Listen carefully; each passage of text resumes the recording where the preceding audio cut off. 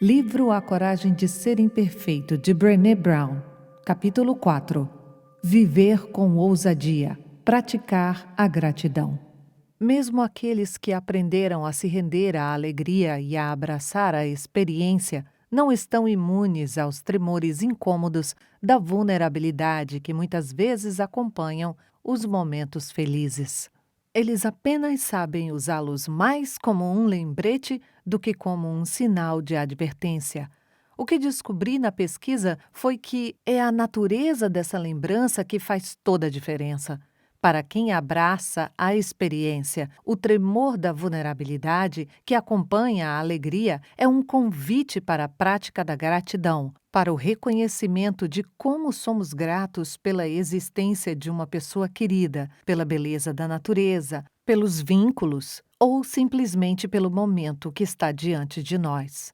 A gratidão, portanto, apareceu na coleta de dados como antídoto para a alegria como mau presságio. Na verdade, todos os participantes que mencionaram a capacidade de estar receptivo à alegria falaram sobre a importância de praticar a gratidão. Esse padrão de associação foi tão predominante nas entrevistas que assumi um compromisso como pesquisadora de não falar sobre alegria sem falar de gratidão. Não foi somente o vínculo entre alegria e gratidão que me pegou de surpresa. Também fiquei espantada com o fato de os participantes da pesquisa descreverem sistematicamente tanto a alegria quanto a gratidão como práticas espirituais ligadas a uma crença nas conexões humanas e em um poder maior do que nós. Suas histórias e seus relatos aprofundaram essa questão e apontaram para uma distinção clara entre felicidade e alegria. Os participantes falaram da felicidade como uma emoção que está condicionada às circunstâncias, mas descrevem a alegria como um caminho espiritual que passa pela prática da gratidão e conduz à conexão com o mundo. A escassez e o medo levam à alegria como mau presságio. As pessoas têm medo de que a felicidade dure pouco, que não seja suficiente ou que a transição para a tristeza venha a ser muito difícil. Aprendemos que se entregar à alegria é, na melhor das hipóteses, se preparar para a decepção e, na pior, um convite à tragédia. E lidamos com a questão da autovalorização. Será que merecemos nossa alegria sendo pessoas tão incapazes e imperfeitas? Com tantas crianças famintas e tantas guerras no mundo, quem somos nós para sermos dignos de alegria? Se o oposto da escassez é o bastante, então, ao praticar a gratidão, nós reconhecemos que há bastante e que nós somos o bastante. Utilizo a palavra praticar porque os participantes da pesquisa mencionaram práticas de gratidão palpáveis, mais do que ter meramente uma atitude de gratidão ou se sentirem agradecidos. Eles deram exemplos específicos de práticas que incluíam desde manter diários de gratidão até realizar cultos de gratidão em família.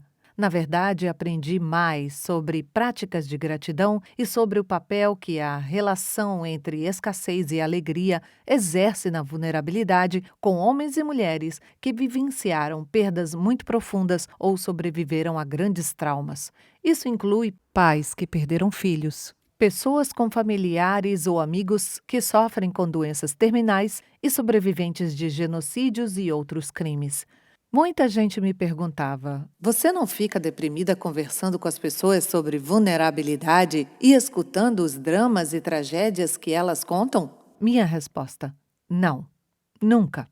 Isso porque aprendi mais sobre autovalorização, força e alegria com essas pessoas que compartilharam suas dificuldades comigo do que com qualquer outra parte do meu trabalho. E o maior presente que recebi foram essas 3 lições sobre alegria e luz, vindas de pessoas que passaram muito tempo na tristeza e na escuridão. 1. A alegria nos visita em momentos comuns. Não corra o risco de deixar a alegria passar despercebida, mantendo-se ocupado demais, perseguindo o extraordinário. A cultura da escassez pode nos manter temerosos de adotar estilos de vida simples e comuns. Mas quando se conversa com uma pessoa que sobreviveram a grandes perdas, fica claro que a alegria não é uma emoção permanente. Todos os participantes que falaram de suas perdas e do que mais sentiam falta mencionaram momentos muito singelos. Como eu queria entrar na sala de casa e ver meu marido reclamando sobre o que lia no jornal. Como eu gostaria de ouvir meu filho dando gargalhadas no quintal.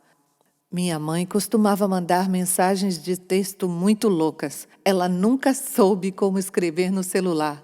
Eu daria tudo para receber uma dessas mensagens agora. 2. Seja grato pelo que tem. Quando perguntei às pessoas que haviam sobrevivido a tragédias como é possível cultivar e mostrar mais compaixão por quem está sofrendo, a resposta era sempre a mesma. Não considere o que você tem algo banal e corriqueiro. Celebre-o. Não se desculpe por sua alegria. Seja grato por ela e compartilhe sua gratidão com os outros. Seus pais estão com saúde? Vibre com isso. Faça-os saber que eles significam para você. Quando você valoriza o que tem, também está valorizando o que o outro perdeu. 3. Não desperdice a alegria. É inútil se preparar para a tragédia e para a perda. Quando transformamos as oportunidades de sentir alegria em uma preparação para o desastre, na verdade diminuímos nossa capacidade de reagir bem. Sim, se entregar à alegria pode ser desconfortável, pode dar medo e com certeza é colocar-se numa posição vulnerável.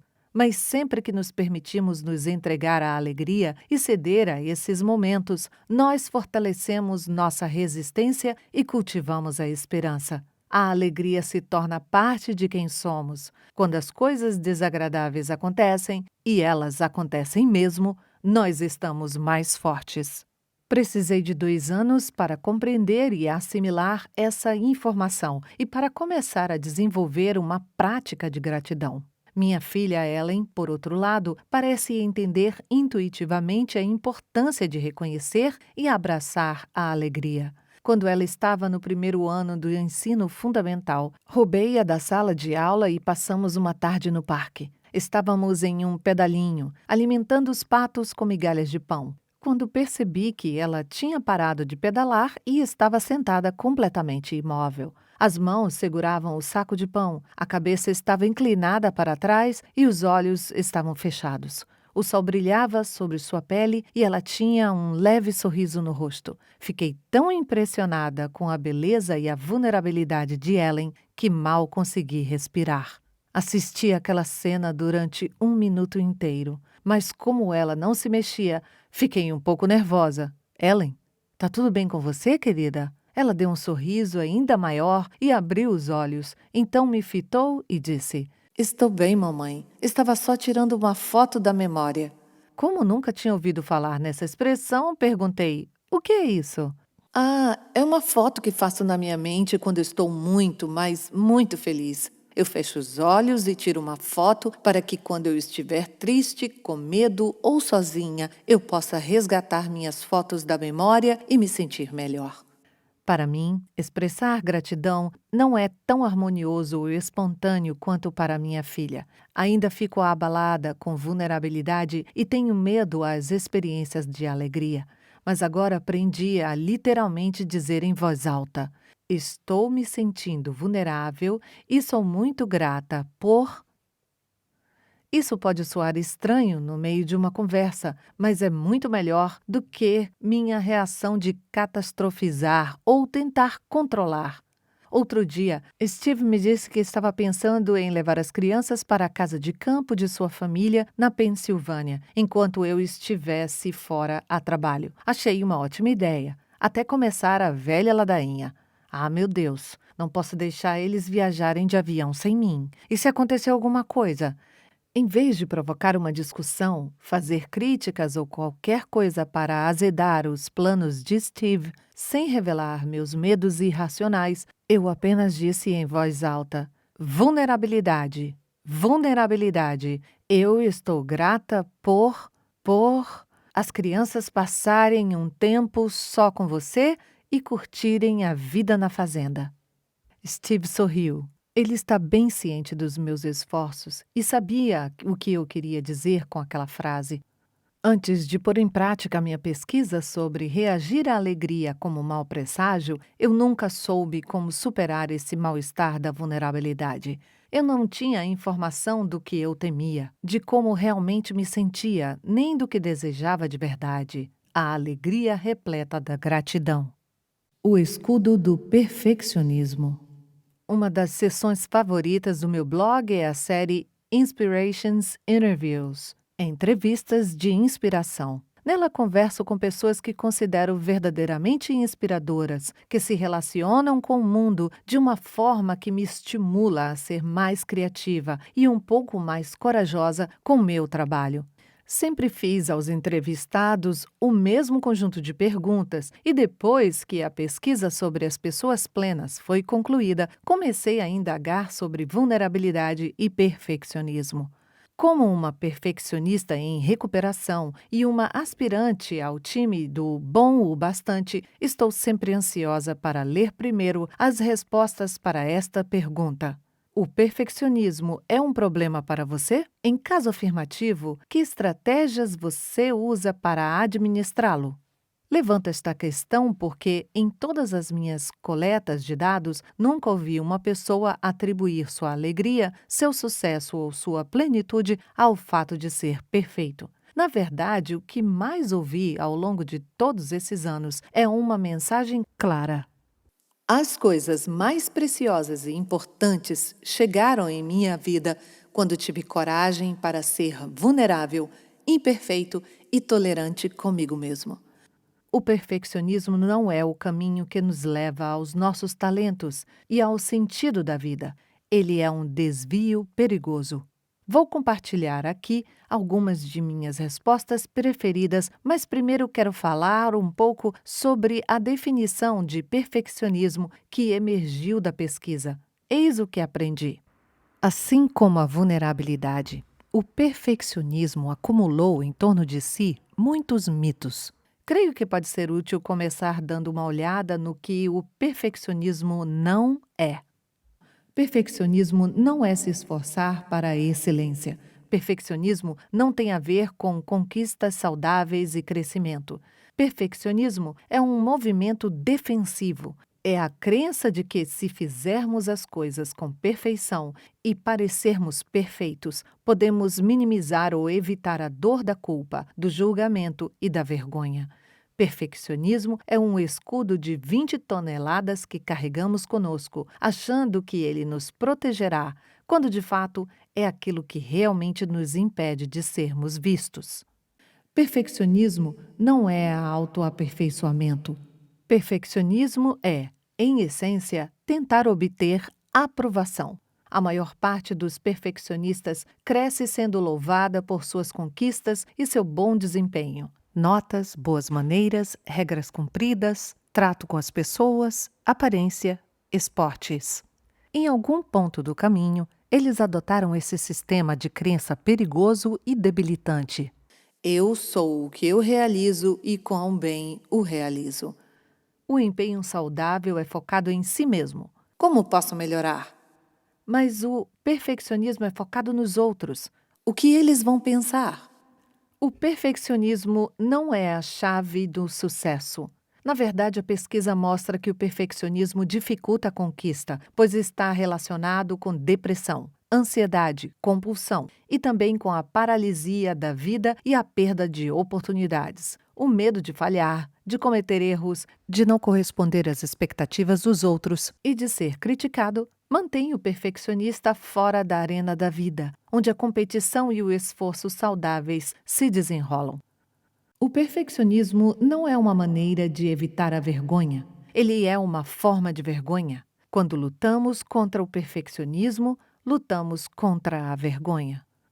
Depois de usar os dados coletados para abrir caminho por meio dos mitos, formulei as seguintes definições de perfeccionismo. Primeira, perfeccionismo é um sistema de crença autodestrutivo e viciante que alimenta este pensamento primitivo. Se eu parecer perfeito e fizer as coisas com perfeição, poderei evitar ou minimizar os sentimentos dolorosos de vergonha, julgamento e culpa. Segunda, o perfeccionismo é autodestrutivo simplesmente porque a perfeição não existe. É uma meta inatingível. O perfeccionismo tem mais a ver com percepção do que com uma motivação interna, e não há maneira de se dominar uma percepção por mais tempo e energia que se gaste tentando. Terceira, o perfeccionismo é viciante porque, quando experimentamos a vergonha, o julgamento e a culpa, acreditamos que o motivo para isso é não sermos perfeitos o bastante. Em vez de questionarmos a lógica defeituosa do perfeccionismo, nos tornamos mais apegados ao nosso propósito de aparentar perfeição e fazer as coisas de maneira perfeita.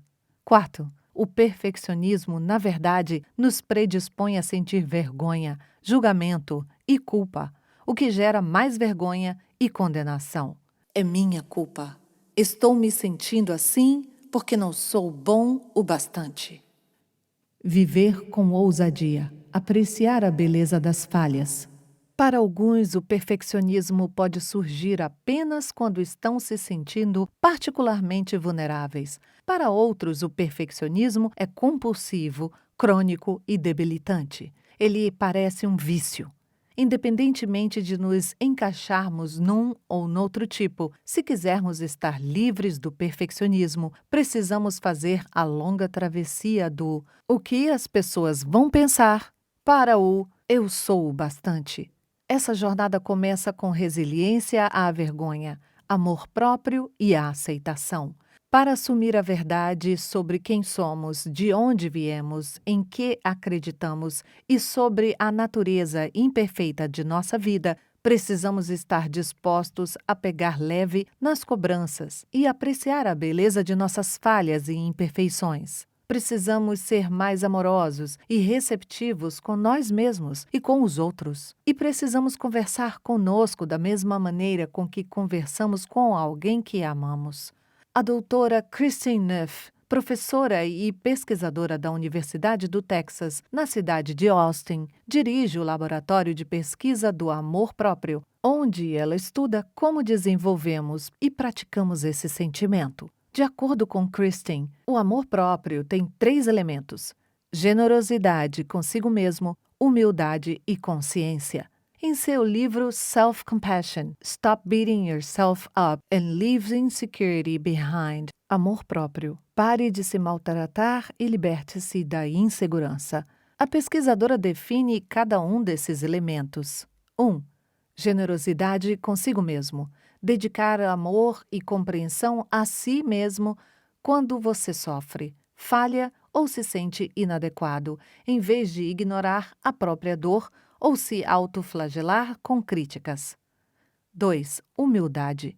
Esse sentimento reconhece que o sofrimento e as ideias de inadequação pessoal fazem parte da experiência humana em geral, algo por que todos passam, e não uma coisa que acontece somente com você. 3. Consciência equilibrada. Abordar as emoções negativas com equilíbrio para que os sentimentos não sejam sufocados nem exagerados. Não podemos ignorar nossa dor e sentir compaixão por ela ao mesmo tempo. Para alcançarmos essa consciência equilibrada, não devemos nos identificar demais com os nossos pensamentos e os sentimentos, para não sermos capturados e arrebatados pela negatividade. A definição de consciência equilibrada de Kristin Neff nos lembra que ser consciente significa também não se identificar demais com os nossos sentimentos nem exagerá-los. Para mim, é fácil ficar empacada na tristeza, na vergonha ou na autocrítica quando cometo um erro, mas o amor próprio exige uma perspectiva vigilante e precisa quando sentimos vergonha ou dor. Além da prática do amor próprio, devemos lembrar também que a nossa dignidade, essa crença fundamental de que temos valor e somos o bastante, só aparece quando vivemos dentro de nossa história.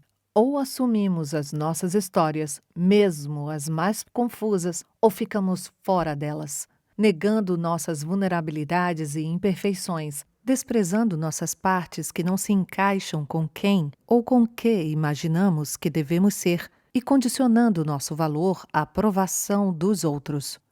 Voltando à sessão de entrevistas de inspiração do meu blog, vamos examinar algumas das respostas.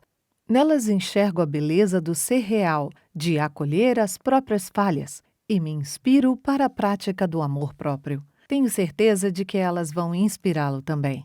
A primeira história é de Gretchen Rubin, autora do livro Projeto Felicidade, que contém estudos e teorias sobre como ser mais feliz.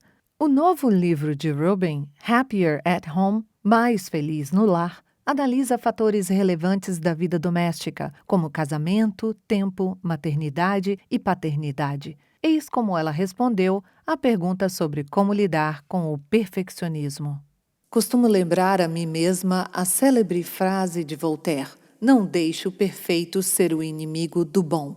A caminhada de 20 minutos que eu faço é melhor do que a corrida de 4 quilômetros que eu não faço. O livro imperfeito que é publicado é melhor do que o livro perfeito que nunca sai do computador. O jantarzinho com comida chinesa entregue em casa é melhor do que aquele jantar elegante que eu nunca consigo realizar.